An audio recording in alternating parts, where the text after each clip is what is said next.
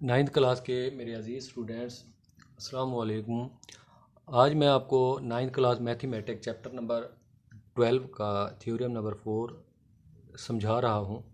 इसमें हमें स्टेटमेंट्स को कुछ इस तरह से दी गई है कि any point on the bisector of an angle is equi distant from its arms. हमें एक एंगल दिया गया है जिसका मैंने नाम रखा है कि OAOB। अगर हम इसका बाइसेक्टर मालूम करें तो हम यहाँ ओ से एक लाइन लगाएंगे।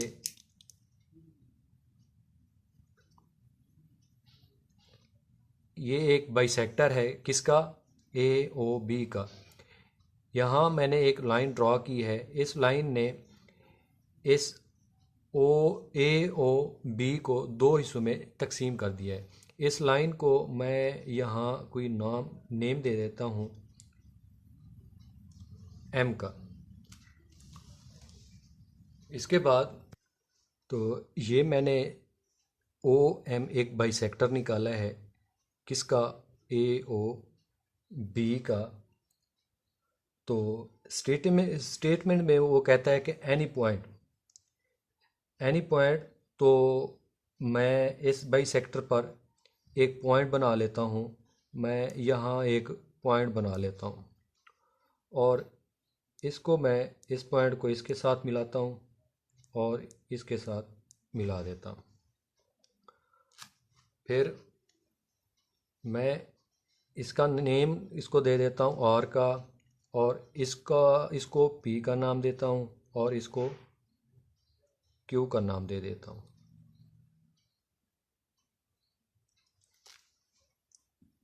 अब अगर हम गौर करें तो हमने OA पर एक परपेंडिकुलर डाल दिया है जिसको मैं नाम दे सकता हूँ PR का। ये परपेंडिकुलर है किसके ऊपर? OA पर। और इसी तरह एक और परपेंडिकुलर है PQ।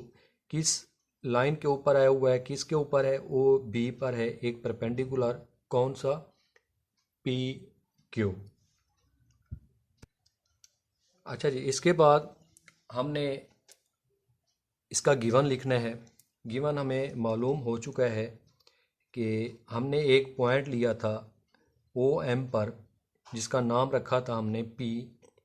हम इधर लिख सकते हैं कि ए point P is on OM is on OM के OM पर हमने एक पॉइंट लिया था P। और वही OM जो है वो AOB का बाइसेक्टर भी है। क्या है ये? OM जो हमने लिया था ये एंगल AOB का बाइसेक्टर है। यहाँ हम लिख सकते हैं दी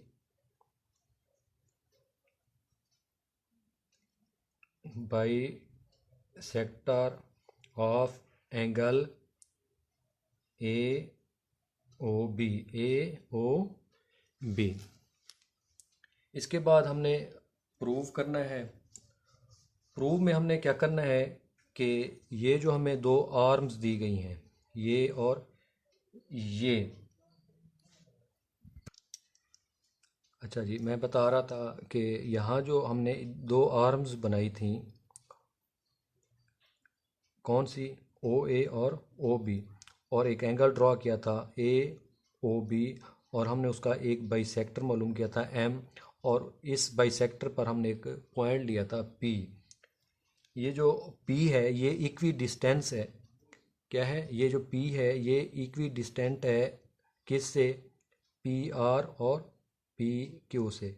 यहाँ से यहाँ तक का डिस्टेंट और यहाँ से यहाँ तक का डिस्टेंस ये जो है इक्वल है। तो यहाँ तक उम्मीद करता हूँ आपको समझ आ गई होगी।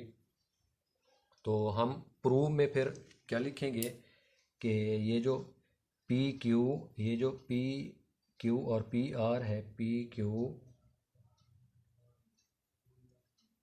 ये जो है इक्वल है किसके? आर के। यहाँ जो ये पी दिया गया है ये इक्वी डिस्टेंस है किसके, ये यहाँ से यहाँ तक और यहाँ से यहाँ तक ये बिल्कुल इक्वल है। यानी कि किस से इक्वी डिस्टेंस है, यहाँ से यहाँ तक ओ ए और ओ ओ बी से, यहाँ से यहाँ तक और यहाँ से यहाँ तक, यहाँ से यहाँ तक इस लाइन का और यहाँ से यहाँ तक इस लाइन का अगर फासला जो है डिस्टेंट मेजर किया जाए तो वो इक्वी डिस्टेंट है यानी कि बराबर है। तो हम यहाँ लिख सकते हैं कि P Q is equal to P R, I mean के P is equidistant from OA and OB। ये यहाँ जो हमने एक पॉइंट लिया था P, ये OA और OB के एक जितने फासले पर ठहरा हुआ है। अच्छा जी, इसके बाद है हमने कंस्ट्रक्शन लिखनी है। कंस्ट्रक्शन में हमने क्या किया है कि हमने ओ ए पर एक परपेंडिकुलर लाइन ड्रॉ की थी जिसका नाम हमने रखा था पी आर। ये परपेंडिकुलर है किसके ऊपर, ओ पर, और इसी तरह ये पी क्यू जो है ये परपेंडिकुलर है किस लाइन के ऊपर, ओ बी पर। तो हम यहाँ लिख सकते हैं कि हमने ड्रॉ किया, draw P R perpendicular to OA. We draw a perpendicular line PR on OA and another perpendicular line PQ on OB। कि हमने PR जो है एक लाइन बनाई जो कि परपेंडिकुलर थी किसके ऊपर, OA पर, और इसी तरह PQ बनाई जो कि परपेंडिकुलर थी किसके ऊपर, OB पर। सेम इसी तरह ये जो PQ है ये भी परपेंडिकुलर है किसके ऊपर, सॉरी, PQ जो है ये परपेंडिकुलर है किसके ऊपर, OB पर, OB पर। तो इसके बाद हमने इसकी स्टेटमेंट्स और रीज़न्स लिखनी होती हैं, तो वो भी मैं आपको समझा देता हूँ। उम्मीद करता हूँ कि आपको समझ आ जाएगी।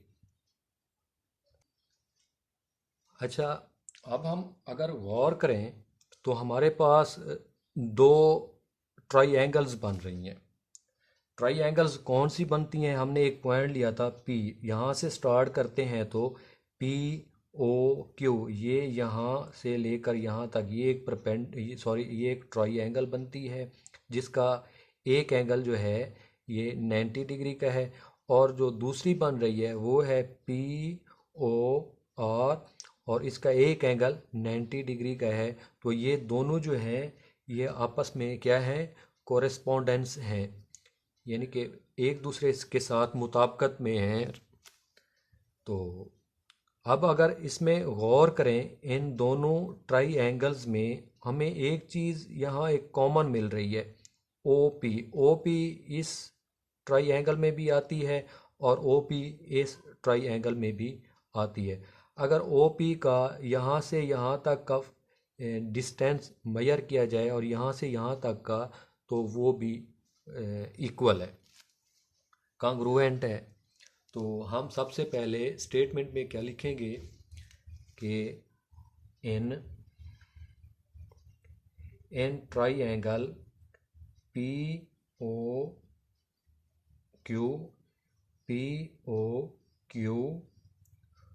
ये कोरेस्पोंडेंट है किसके, ट्राइएंगल POR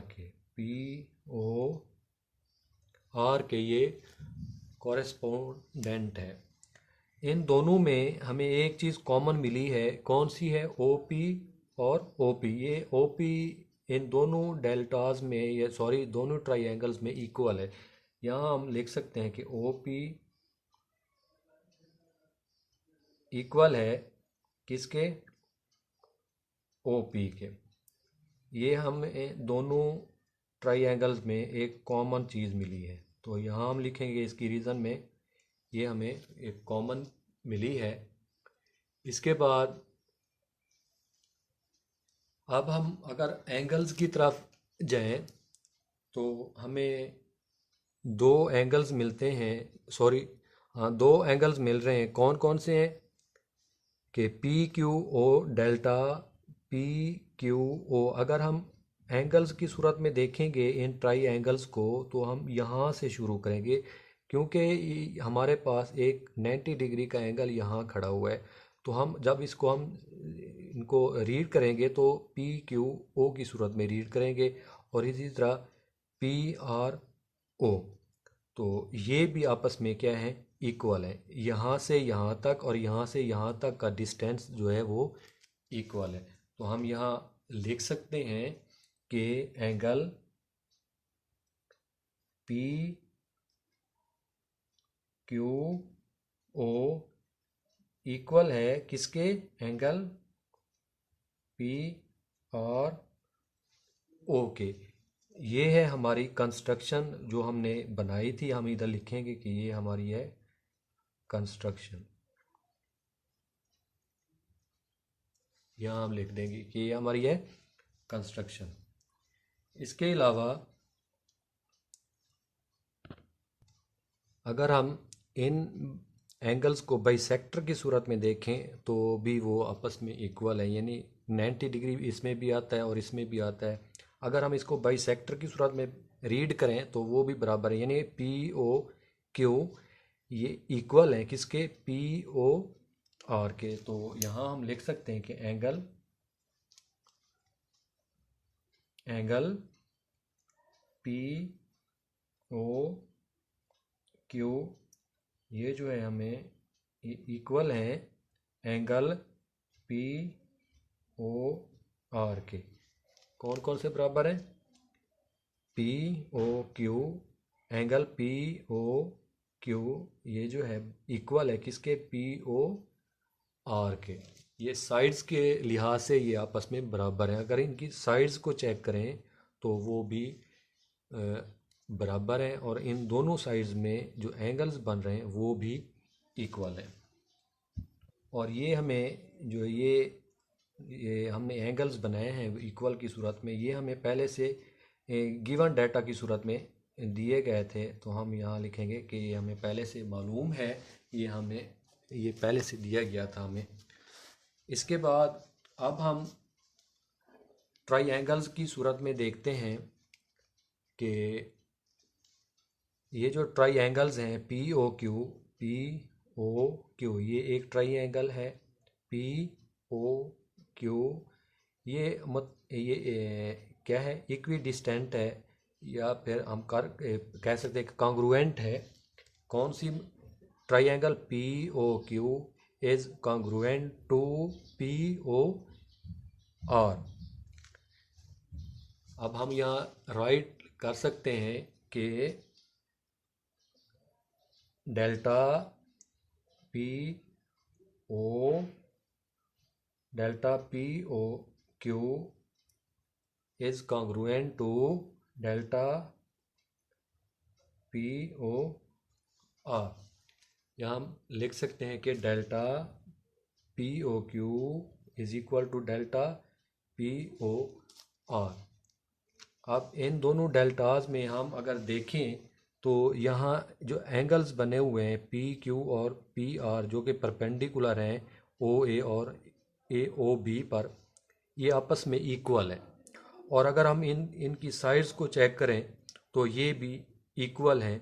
तो हम कह सकते हैं कि इन ट्राइंगल्स में ओ पी ओ क्यू में और पी ओ आर में ये जो हैं आपस में इक्वी डिस्टेंट हैं। ये आपस में दोनों जो ट्राइंगल्स हैं आपस में इक्वल हैं।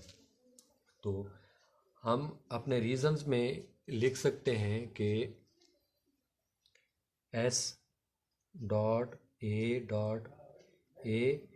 Is congruent to S dot A. अच्छा जी, इसका मतलब ये होता है कि पहली साइड का पहली साइड का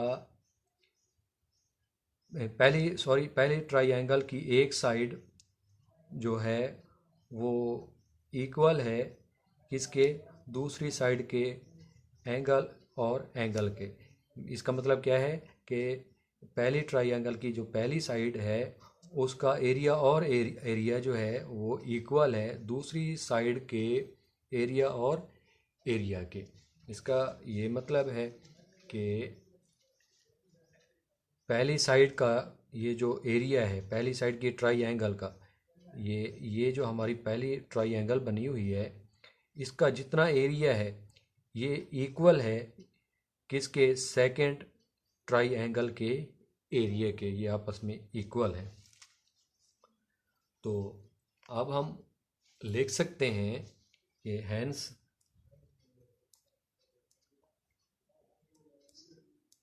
P Q is equal to P R. हम यहाँ लिख सकते हैं कि पी क्यू और पी आर जो हैं ये आपस में कॉन्ग्रुएंट हैं, इक्वल हैं। These are the correspondent sides of congruent triangles।